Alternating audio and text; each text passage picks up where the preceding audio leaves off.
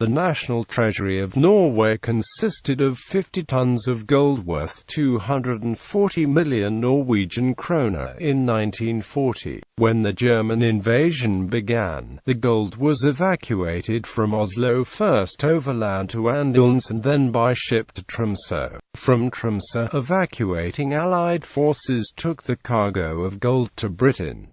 The gold arrived safely in Britain despite German ground and air attacks. It was ultimately shipped to North America.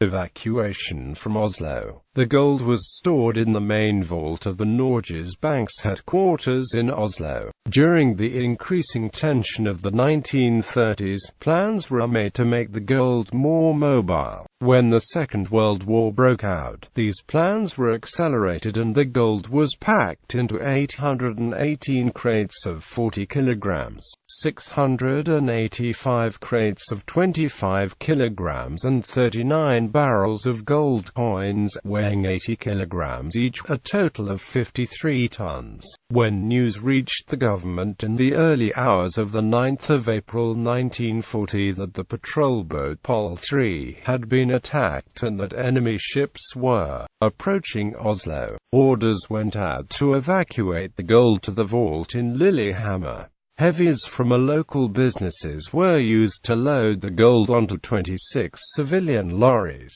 The last lorries left Oslo hours before the Wehrmacht arrived. By train and lorry to Åndalsnes. The gold stayed at Lillehammer for a few days before having to move again due to the German advance. It was loaded onto a train and traveled across country away from the German advance. Meanwhile, the Norwegian government and King Haakon VII were separately evading the German advance. Fallskjermjegere attempted to reach Lillehammer in buses to capture the dignitaries and gold, but were stopped by an improvised defense at Midtskigen. Norwegian troops from Jorstadmoen, including poet Nordahl Grieg, deployed to Lillehammer to guard the train. Grieg was the only private traveling with the gold who knew of its presence. Civilians were typically told the crates contained ammunition. The crates were marked only with the letters NB. The train left Lillehammer on the 19th of April and arrived in Åndalsnes on the 20th of April, where British expeditionary troops had landed a few days before. Åndalsnes was bombed several times by the Germans.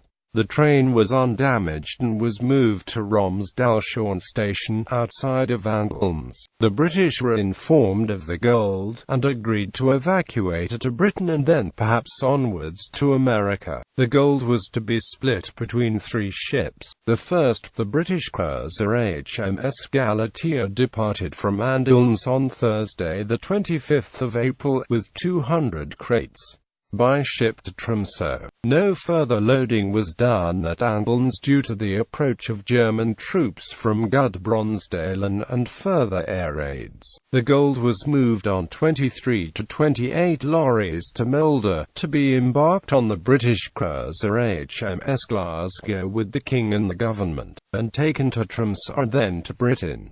The city was being bombed when they arrived. 756 crates and all 39 barrels were loaded onto Glasgow before, late on Monday, April 29th. Captain Pegram judged they could wait no longer and ordered the ship north to Tromsø. 18 tons of gold in 301 large and 246 smaller crates were left behind. The coastal steamer driver took on most of the remainder before bombing suspended loading. The 30 crates left by driver were moved by lorries to Åndalsnes to be picked up by the steamer on its way north to Tromsø. Driver was attacked by German aircraft several times and beached to avoid sinking. The gold was transferred to 5 fishing vessels from Bud and Hustad. These were Heimdall, Baden, Svanen, Leif and Gudrun, captained by Hans M. Inderhaug, Harald Tungehaug, Engvald Sund, Emil Skottheim and Alfred Skottheim respectively. As hoped, the fishing vessels did not draw attention and they arrived at Åndalsnes without incident, and the 30 crates brought north by road were picked up. The 5 boats continued north to Titran, arriving at the island of Frøya in Trøndelag on Saturday the 3rd of May. The soldiers from Jorstadmoen were sent home, and the gold was transferred to 2 larger fishing vessels. The 2 ships left on the 4th of May and arrived in Tromsø 4 days later. Evacuation overseas. In Tromsø, the gold was loaded onto the British cruiser HMS Enterprise. The cruiser sailed south to Harstad before departing on the 25th of May. Enterprise survived 2 German air attacks en route to Scapa Flow. Further, she sailed to Greenock, where the gold was brought ashore. The gold was taken by train to Bank of England's vault in London. Finally, the gold was shipped in installments across the Atlantic Ocean to America and to Canada. Of the 50 tons from Oslo, the only losses were 297 gold coins from a barrel damaged during transit aboard a British vessel. The gold was gradually sold in America, partly to fund the government in exile. 10 tons of gold coins returned to Norway in 1987. In popular culture, Snow Treasure, an American children's novel giving a fictionalized account of the gold's transport. Pimpen Elgøl, How Norway Foiled the Nazis, a partially fictionalized account of the story, by Dorothy Baden-Powell.